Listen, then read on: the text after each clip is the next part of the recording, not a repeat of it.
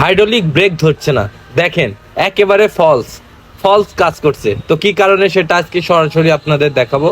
তো দেখতে পাচ্ছেন আমরা হাইড্রোলিকের যে ডিব্বাটা আছে উপরের ডিব্বাটা খুলছি, নাট। তো নাট খুলে দেখবো যে ভিতরে কি অবস্থা আছে।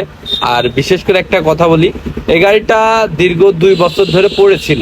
গাড়িটা কখনো স্টার্ট করে না, চালায় না, যার কারণে এই অবস্থা। দেখেন হাইড্রোলিকের তেলের বদলে এখানে গ্রিস হয়ে গেছে, যেহেতু চালায় না এই জন্য গ্রিস হয়ে গেছে। তো যাদের গাড়ি দীর্ঘদিন পড়ে থাকবে, সপ্তাহে 1 দিন 2 দিন অন্তত স্টার্ট করবেন, চালাবেন। আর একটা জিনিস, যখন আপনি ব্রেক শু চেঞ্জ করবেন তখন অবশ্যই এই ক্যালিভারটা গ্রিস করে তারপরে লাগাবেন, না হলে আপনার ব্রেক শু লাগানোর পরে আপনার ব্রেকটা জাম করবে, স্মুথলি চাকাটা ঘুরবে না। তো দেখেন আমাদের লাগানো কমপ্লিট। তো আর ভিডিওটা যদি ভালো লাগে তাহলে অবশ্যই এটা কমেন্ট করে যাবেন। ধন্যবাদ সবাইকে।